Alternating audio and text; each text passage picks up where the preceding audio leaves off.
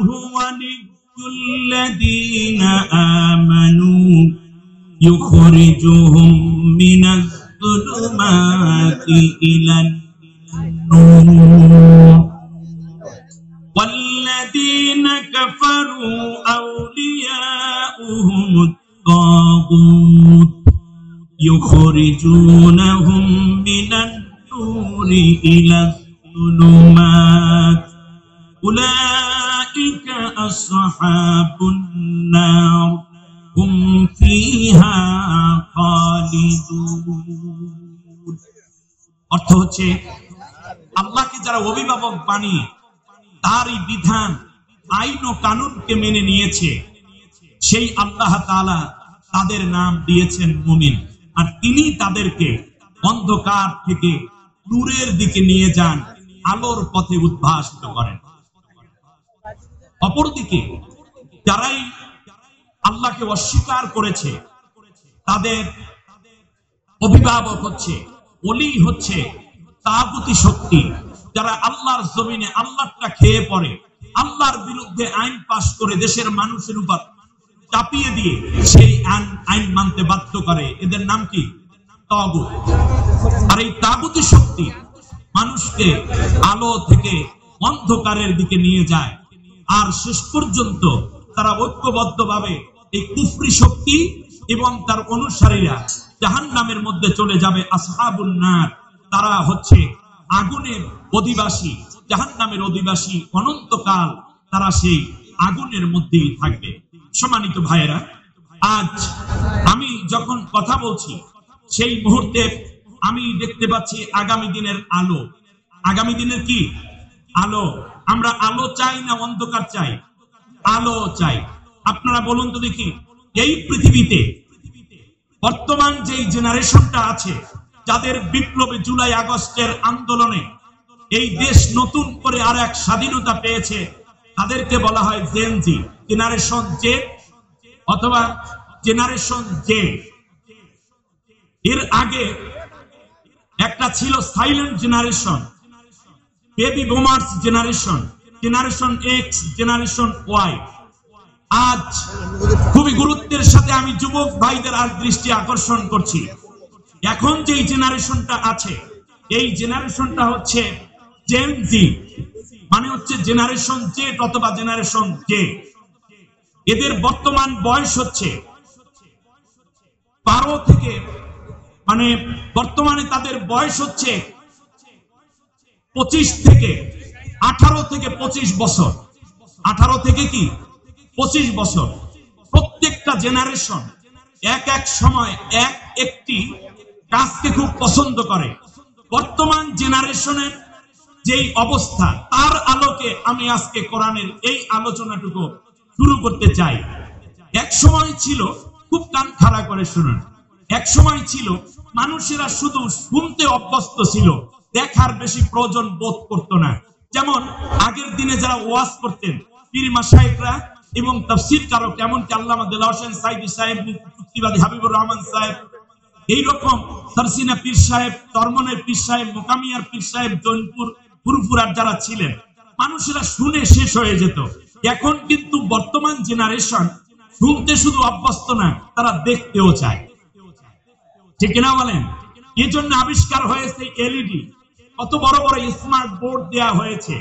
সুতরাং বর্তমান জেনারেশনের টার্গেট শুধু শোনা নয়, তারা দেখতেও চায়। বিধায় বর্তমান ডিমান্ড পূরণের জন্য আগে বাটন ফোন ছিল, এখন হচ্ছে ভিডিও দেখতে চাই, ভিডিও হোয়াটসঅ্যাপ দেখতে চাই, কল দিয়ে মেসেঞ্জারে কল দাও, একটু দেখতে চাই। সুতরাং বুঝে রাখতে হবে যে আগের যে জেনারেশন যারা নেতৃত্ব দিচ্ছেন তাদের জন্য বলি, তারা যদি মনে করেন যে শুধুমাত্র কথা বলে এই জেনারেশনকে বুঝাইয়া নিজেরা নিজেদের আকাঙ্ক্ষা পূরণ করবেন, তা কোনোদিন সম্ভব হবে না। কারণ বর্তমান জেনারেশনের টার্গেটই হচ্ছে আমরা শুধু শুনতে চাই না, আমরা দেখতেও চাই। আপনি খেয়াল করুন, বিগত 18টা বছর একটা স্বৈর শাসক ছিল, 3 বছর ছিল তাদেরই লালিত একটি সরকার, তারপর 15 বছর। এই 18 বছর পর্যন্ত এই বিগত সরকার, আমি একবার উদাহরণ দিয়ে বলি, এই বিগত সরকার মুখে বলেছে উন্নয়ন, মুখে বলেছে ডিজিটাল, মুখে বলেছে স্মার্ট, মুখে বলেছে আমরা মধ্যম আয়, কিন্তু বাস্তবে আমার দেশের নতুন প্রজন্ম দেখেছে যে না, আমাদের মাথা পিছু ঋণ বেড়ে গেছে 1,13,765 টাকা। এখানে যাদেরকে রাজাকার বলা হয়েছে তারা মূলত দেশপ্রেমিক, তার কারণ নির্দোষ মানুষকে ধরে ধরে হত্যা করা হচ্ছে। তারপরে তাদেরকে জঙ্গি নাটক সাজানো হয়েছে। আমার জেনারেশন দেখছে আসলে তো তারা এরকম না। এখন ওনারা ঘুষ, দুর্নীতি, মাদক, বেহায়া, বেপর্দা, চেনা, ধর্ষণের পাশাপাশি কত অন্যায় করছে। আমার জাতির লোকেরা টেলিভিশনে শুনছে একটা আর তারা দেখতে পাচ্ছে একটা। এই জেনারেশন তা শুনেছে, তা দিয়ে কিন্তু লড়াই করে নাই, যা দেখেছে তা দিয়ে তারা লড়াই করে এই স্বৈর শাসকের পতন ঘটিয়েছে। ঠিক কিনা বলেন? সেজন্য আমি খুব সাবধানে একটা কথা বলি, চেতন পটুয়াখালীর ছেলে, এজন্য বলি শুনুন, শুধুমাত্র কথা দিয়া যদি আপনারা এই জেনারেশনকে ধোঁকায় ফেলতে চান পারবেন না। তার কারণ এই জেনারেশন বুঝিয়ে দিয়েছে যে আমরা শুধুমাত্র শুনতে চাই না, আমরা দেখতে চাই তোমরা কি করো। প্রিয় ভাইয়েরা, এই জেনারেশনের উদ্দেশ্যে জেনজিদের জন্য আমার ছোট্ট একটা পরামর্শ, গল্প দিয়ে শেষ করতে হবে। এটা হচ্ছে 15 বন্ধু কুয়াকাটা আসছে ঘুরতে এসে দেখতেছে একটা হোটেলে লেখা, আপনি খেয়ে যান, বিল দেবে আপনার নাতিরা। বিল দেবে কারা? তো পোলাপাইন মানুষ, তো দোস্ত জিনিস একটা পেয়েছি। এর মতো হোটেলের নাম হোটেল ফুর্তি। হোটেলের নাম কি? হোটেল ফুর্তি। 10 বন্ধু খেয়েছে, মাছ খেয়েছে 18 আইটেমের, ভর্তা খেয়েছে, গোস্ত খেয়েছে, এরপরে পানীয়, কোমল পানীয় এটাও খেয়েছে। বলে তার শেষে তো ফিন্নি আছে, বলে ফিন্নিও দাও, বরিশালের ফিন্নি খাই নি। খাইয়া দাইয়া যখন রওনা করেছে তখন দারোয়ান সামনে ধরে জিজ্ঞেস করছে যান কোথায়? ম্যানেজারের সাথে দেখা করে যান। বললো যে কেন? ম্যানেজারের কাছে গিয়ে বললো যে ভাই, ওখানে লেখা আছে আপনি খেয়ে যান, বিল দেবে আপনার নাতিরা। ওনারা চিন্তা করছে ছাত্র মানুষ, বিয়েই করি নাই, বাচ্চা হবে, ছেলে হবে, সেই ঘরে আবার সন্তান হবে, তারা বিল দেবে, আমরা একটু খেয়ে নেই ভালো করে। তখন ম্যানেজার বলল যে আপনার নাতি বিল দেবে আপনারটা, আপনার বিল তো চাই নাই, আপনার দাদাই যে খেয়ে গেছে সেই বিলটা দিয়ে যান। সুতরাং জেনজি যারা বিভিন্ন খাওন দাওন কিন্তু আসতেছে তোমাদের কাছে, তোমরা মনে করবে না এটা খেয়ে কেউ যদি ওই খাওন খাও আগের মতো তাহলে কিন্তু আজকে যাবে। একজনে জিজ্ঞেস করে আমার দাদাই কত খেয়েছিল? বলে মাত্র 1,53,799 টাকা। মাথায় হাত দিয়ে বেহুশ হয়ে পড়ে গেছে। অতএব এর আগে যারা খেয়েছে জনমের মতো তারা সব পালিয়েছে। আমি আমার জেনজি ভাই বোনদেরকে বলবো, তোমরা এমন একটি দুনিয়া কায়েম করো, একটি রাষ্ট্র কায়েম করো, যেই নূর আল্লাহ তাআলা পাঠিয়েছেন। এই কথাটা আমি বলতে চাই কারণ আমরা উন্নত হতে চাই। আল্লাহ রাব্বুল আলামিন নূর, আল্লাহু নূরুস সামাওয়াতি ওয়াল আরদ। কোরআন নিয়ে আসছে যেই ফেরেশতা তিনি নূরের ফেরেশতা। নবীর কাছে আসছে, আল্লাহ রাব্বুল আলামিন বলেছেন ইয়া আইয়ুহান নাস কদ জাআকুম বুরহানুম মির রাব্বিকুম ওয়া আনজালনা ইলাইকুম নূরাম মুবিনা। আমি নবীকেও নূর বানিয়েছি। এরপরে আল্লাহ তাআলা বলছেন নূরিল্লাযী আনজালনা, আমি কোরআনকেও নূর বানিয়েছি। যেই পাহাড়ের উপর কোরআন নাজিল হলো এটাকেও আল্লাহর কুদরত হয়ে গেল, এটা জাবালে নূর। এরপরে আমাদের রূহগুলো ছিল আলামে আরোহে, সেটাও নূর। জান্নাত কোন দিকে, নিচে না উপরে? আপনারা বলেন না, জান্নাত কোন দিকে? উপরের দিকে। সেই উপরে আমরা নূরের দিকে যেতে চাই, জান্নাতে যেতে চাই, ঠিক কিনা? আল্লাহ নবী বলেছেন যখন কোন মানুষ ইন্তেকাল করে সেদিন নেককার হয়, তার রূহটা নিয়ে যাওয়া হয় ইল্লিনে। আপনারা বলেন ইল্লিন কোন দিকে, নিচে না উপরে? উপরে। আর সিজ্জিন কোন দিকে? নিচের দিকে। আমার ভাইয়েরা, এরপরে আপনাদের কাছে জানতে চাই, নূর যা বলেন আলো সব উপরের দিকে।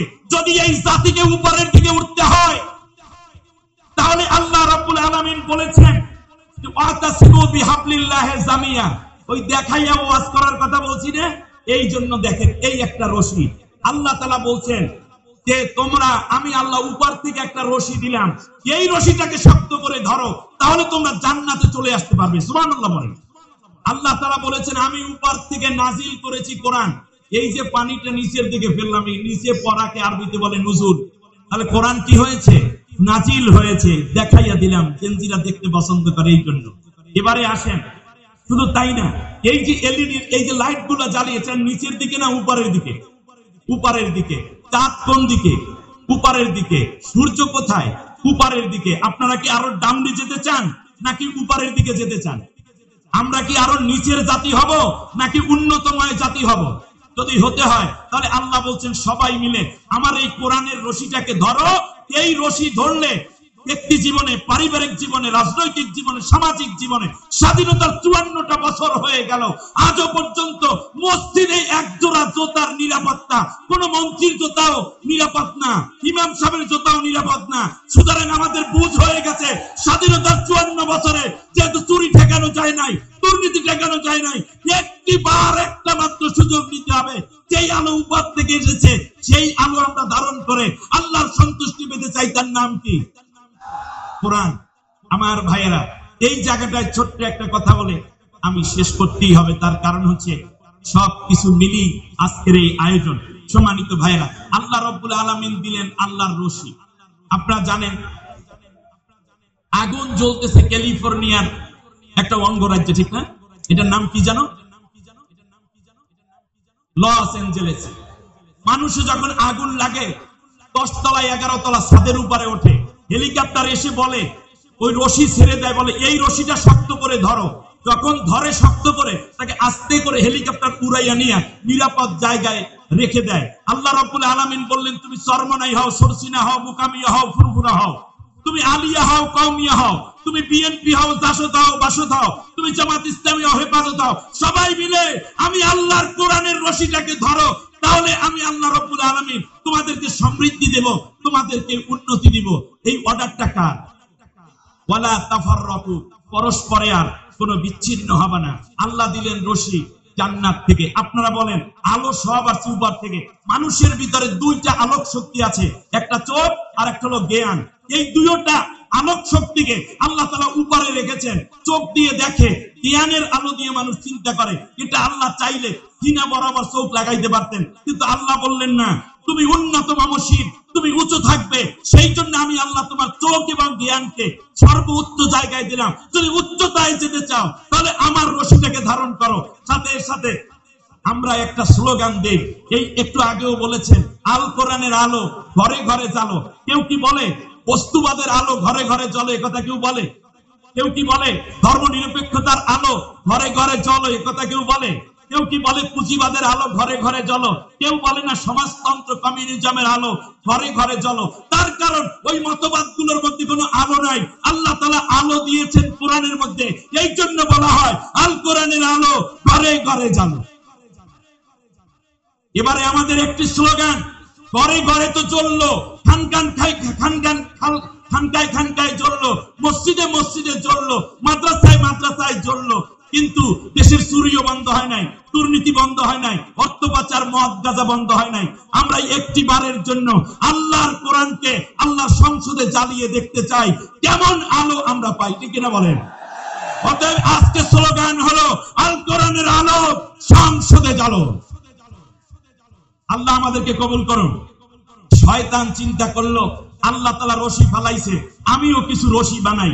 ক্বালা ফাবিমা আগওয়াইতানি লাআকউদান্না লাহুম সিরাতাকাল মুস্তাকিম থুম্মা লাআতিয়ান্নাহুম মিন বাইনি আইদিহিম ওয়া মিন খালফিহিম ওয়া আন আইমানিহিম ওয়া আন শিমাইলিহিম।